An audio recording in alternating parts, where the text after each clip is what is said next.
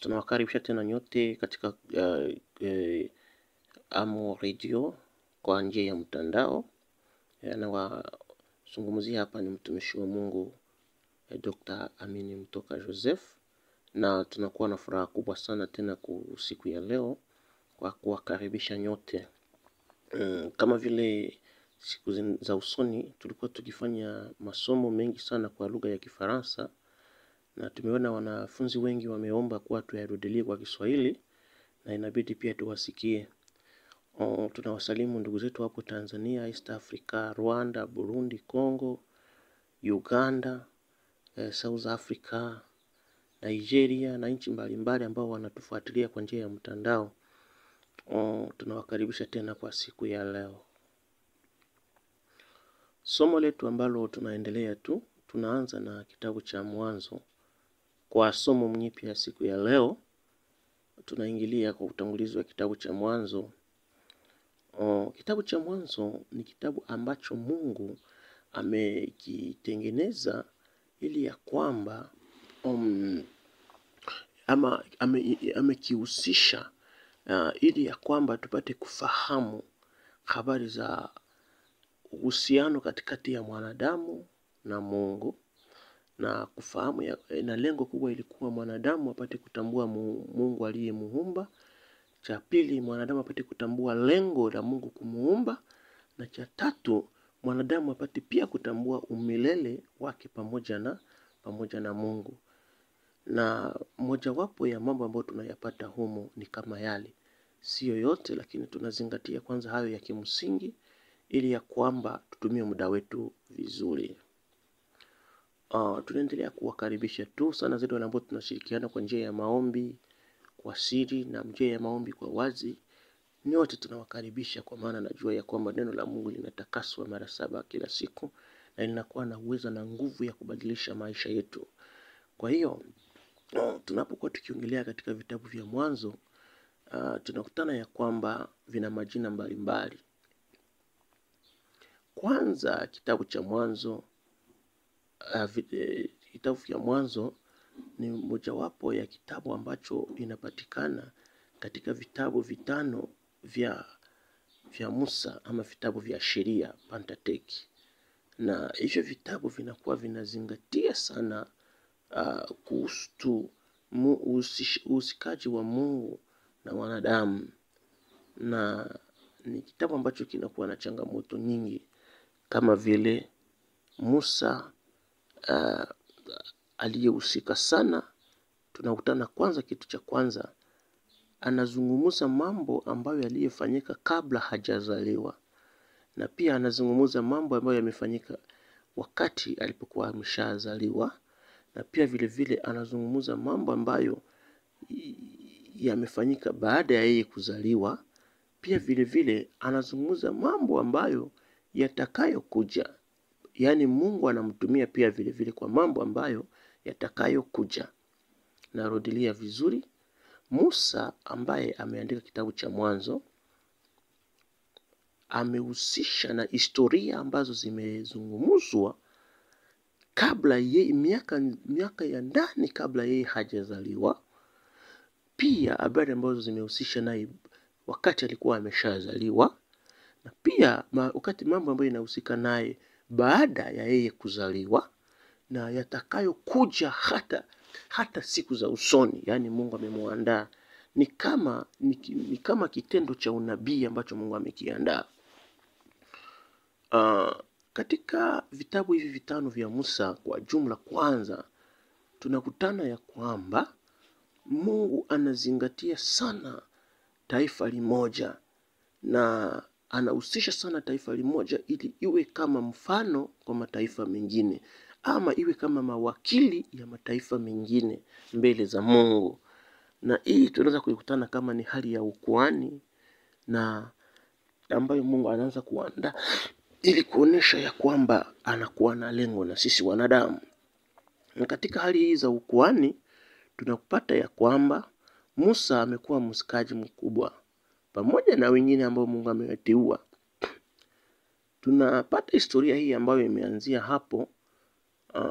Musa ni mojawapo wa vizazi vya Yakobo, na zaidi tunampata Musa katika karni ama katika kizazi cha 4 cha Yakobo, zaidi katika uzao wa Lawi, na katika uzao huu wa Lawi ndipo tunapata kizazi cha Musa ama uzao wa Musa. Musa alikuwa na ndugu yake Aroni na wengine ambao wametajwa, na dada yake ambaye alikuwa akiitwa Miriamu, na wengine ambao hawajatajwa majina 100%, lakini yao ndio tunafahamu kwa hali ya huduma na usikaji ambao wameufanya katika vitabu hivi.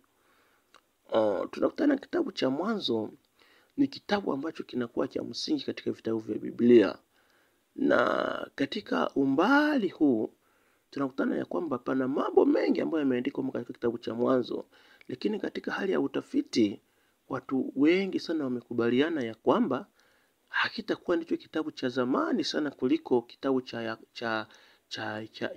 Yobu, lakini wamefanya hivyo kwa ajili ya historia inayopatikana ndani ya kitabu cha msingi. Kwa hiyo hao wa canon, hao wazee wenye hekima Mungu aliyowateua, wamefanya vitabu hivi vya Musa viwe kwa hatua ya kwanza kutokana na mlolongo na vipengele vinavyokuwa ndani na mipangilio inavyokuwa ndani. Imeonekana kuwa hiyo ndiyo imepangwa vizuri, na ndiyo sababu imepangwa hivyo kwa hekima za Mungu. Lakini kwa umbali pengine kuna uwezekano mkubwa kitabu cha Yakobo, kitabu cha Ayubu samahani, ndicho kitakuwa kitabu ambacho kimekuwa cha zamani na historia, lakini kwa hekima za hao wazee nafikiri ya kwamba hawakuwa kabisa kwa kuhusisha sana zaidi na kitabu hicho cha Ayubu, lakini imepangwa hivyo kutokana na hekima ambazo Mungu ametia kwa watumishi wake. Kwa hiyo sasa sisi wasomaji, lengo letu ni kutafuta kuelewesha watu kitu ambacho kinachoandika ndani ya kitabu hiki. Mambo muhimu inayopatikana ndani ya kitabu hiki: ufunuo wa Mungu kwa wanadamu, yaani Mungu anataka kujifunua kwetu. Nafikiri malengo makubwa sana ambayo tunaweza tukakubaliana mimi na wewe ni kwamba Mungu anakuwa na lengo kubwa ya kujifunua kwa wanadamu, na hajalengea sana mambo ya historia 100% kusema kitu chochote 100% kinakuwa ndani. Hapana, kwa maana Mungu hakuandaa kuwa mwanahistoria tu huyo Musa na waandishi wengine waliohusika naye kwa kuhusisha vitabu na rekodi ya vitabu vya maandishi ya Biblia. Ni kitu kikubwa ambacho tunapata katika Biblia. Tunakutana ya kwamba pana ufunuo wa Mungu ndani ya kichwa cha mwanadamu ama ndani ya fahamu za wanadamu. Mungu anafungua kichwa cha mwanadamu na macho yake, alafu Mungu anajifunua. Na kitu kikubwa ambacho Mungu anafanya ni kutumia mwanadamu fulani ambaye amejikaribia naye na amejihusisha naye, ili ya kwamba awe mwakili na msemaji wake kwa wanadamu. Yaani Mungu anazungumza na mtu, alafu mtu anaambia watu, tazama ambayo Bwana wangu ameniambia, ama tazama ambayo baba yenu amenituma kwenu. Yaani Mungu alikuwa akimhusisha Musa na waandishi wengine na wazee wengine ama na watumishi wengine kwa jumla, ili ya kwamba wanadamu wapate kumtambua Mungu aliyeumba mbingu na nchi, ili ya kwamba wanadamu wapate kujua lengo la Mungu kwao, ili ya kwamba wanadamu wapate kujua wanapotoka na wanapoenda. Yaani hiyo ndio ilikuwa ikihusika. Pia vile vile katika kitabu cha Mwanzo tunapata habari za uumbaji wa Mungu. Mungu anaumba ulimwengu, na katika Mungu kuumba ulimwengu, vitu vyote vilivyokuwemo, na pia vile vile katika vitu vyote Mungu alivyoviumba, tunaona ya kwamba tunapata habari ya kwanza kabisa ya namna gani Mungu amemuumba Adamu. Baadaye Mungu akamuumba Eva, hiyo tunafahamu. Na baada ya kumuumba Eva, tunakutana ya kwamba Mungu amewapatia baraka ya kuzaa na kujaza dunia. Hii inasisitiza sana ili ya kwamba watu wasije wakachanganyikiwa. Baada tu ya Mungu kumuumba Eva, amewapatia baraka ya kuzaa na pia vile vile amewapatia baraka ya kujaza dunia. Yaani Mungu ameendelesha kazi ya maumbile ndani ya Adamu na Eva. Yaani ameumba wawili na amesema ya kwamba katikati hao pamoja muungano ya hao wawili paonekane pia vile vile vizazi vingine ambavyo vitakavyoonekana kuongezeka, na hata vizazi vyote ambavyo tunaona duniani leo. Ni hekima tu ambayo Mungu ametumia. Na katika hapo tunataka kusisitiza kitu kimoja. Pana somo kubwa hapo. Pana watu ambao wanahusisha hali ya uumbaji huu, na pana watu ambao ni walimu wapotovu ambao wanatumia fikra zao kuliko kutumia hekima za Mungu za ufunuo, na kusema ya kwamba Mungu ameumba watu wengine kabla ya Adamu. Hiyo ni habari ya uongo, tena ya walimu wapotovu. Kweli ni kwamba Mungu ameumba mke na mume na kuweka chembe chembe za uzazi ndani ya huyo mke na mume ili wazidi kuzaa, na wale ambao wanaowazaa nao watakuwa na chembe chembe za uzazi ili nao wazae wengi zaidi. Kwa hiyo sasa Mungu amejihusisha hivyo. Kwa hiyo tunapoliona hapo ni kwamba kabla Adamu na Hawa hawajala tunda la kujua mema na mabaya, Mungu alikuwa tayari ameshawaandaa kwa uzao. Yaani walikuwa na chembe chembe la uzazi, walikuwa mwilini mwao walikuwa tayari. Adamu alikuwa tayari kwa uzazi, na pia Eva alikuwa tayari kwa uzazi, na pia Mungu amewaandaa kwa njia ya kuzaa hivyo hivyo tunavyozaa. Hiyo ndiyo kweli, kwa maana Mungu hakurudilia kazi ya maumbaji ya maumbile mara pili. Lakini kuna kuwa jambo la kusisitiza hapa, kwa maana watu wengi wanakuwa wakipotosha watu kwa kusema ya kwamba tunda lile alilolikula Eva alilolipatia Adamu akala. Watu wengi wanakuwa wanasisitiza na kusema ya kwamba ni tunda ile eti ni kitendo cha ndoa, wakati ambapo tunakanusha 100% kabisa kwa uhalisi ya kwamba sio hilo. Lakini nafikiri tunda hilo tu ambalo alilolikula ni tunda la kawaida, na alipolikula ilionekana tu kutokutii ndani ya mwanadamu, na hiyo kutokutii ndani ya mwanadamu ndio ilituletea tatizo ya kusema ya kwamba tunaitwa wenye dhambi. Hapo sasa naweza nikaunganisha na kusema katika kitabu cha Mwanzo ndipo tunapata rekodi namna gani Mungu ameumba mwanadamu. Pia vile vile tunapata rekodi namna gani mwanadamu ameanguka kwa ajili ya dhambi, na pia vile vile tunapata rekodi namna gani Mungu amepanga mpango wa wokovu ya mwanadamu. Mfano, kabla ya sura ya 3 ya kitabu cha Mwanzo, tunaona maisha ya mwanadamu kwa ufupi alivyoishi kabla hajafanya dhambi, na Mungu alikuwa akihusika nao mara kwa mara, akiwazungumza kama mzazi, akiwaelekeza, wakifanya story mbalimbali ambapo hatujui, pengine Adamu atatueleza tukishafika mbinguni. Na wameongea mambo mengi ambayo hatuna rekodi ya mambo 100% ambayo Adamu na Mungu wamezungumza wakiwa katika bustani la Edeni, ambayo Eva na Mungu wamezungumza wakiwa katika bustani la Edeni. Hatuna rekodi ya mambo yote ambayo wamezungumza, ila tunakuwa tuna habari kwa ufupi ya kwamba Mungu alikuwa akija mara kadhaa kuwazungumza nao. Lakini yaani ukiingilia kindani hapo utakutana ya kwamba pana mambo mengi ambayo yalikuwa yakizungumzwa ambayo Adamu alikuwa akihusikana na Mungu, na mojawapo ya hayo pana mambo mengi ambayo Mungu alikuwa akihusisha Adamu na kumwandaa kwa hali mambo ya huko kesho. Kwa hiyo tunapata habari tu ya kwamba pana habari za Mungu kuumba mbingu na dunia na ulimwengu yote na vitu vyote vilivyomo. Baadaye Mungu kumuumba mwanadamu na Mungu kutembea na mwanadamu 100% kabla mwanadamu hajafanya dhambi, na namna gani Mungu alikuwa akijihusisha ana kwa ana na mwanadamu kabla mwanadamu hajaanguka na kufanya dhambi. Baadaye ndipo tunapata ripoti ya kwamba mwanadamu ameanguka katika kitabu cha Mwanzo sura 3. Na katika hiyo tunakutana tu ya kwamba katika mazungumzo tu kimafikiri ya mazungumzo katikati ya Ibilisi na Eva mama yetu mkuu, tunakutana ya kwamba kimafikiri Eva amedanganyika na kula tunda. Na wakati alipodanganyika na kula tunda, yani neno ambalo tu inatumiwa katika Biblia, shetani amekuja tu kwake kwa njia ya nyoka, kama kwa picha ya nyoka anaitwa joka, na kuzungumza naye na kumshawishi kwa maneno ya ujanja tu kidogo, alafu Eva ameanguka. Baada ya Eva kuanguka, tunakutana kahali kadogo pale, kahali ya ukombozi kuna makubaliano na watafiti wengi na theolojia na waalimu wa Biblia, kuna makubaliano makubwa ya kwamba kabla Eva hajampatia Adamu tunda, Eva alikuwa bado hajaonekana kuwa kwa hali ya utupu.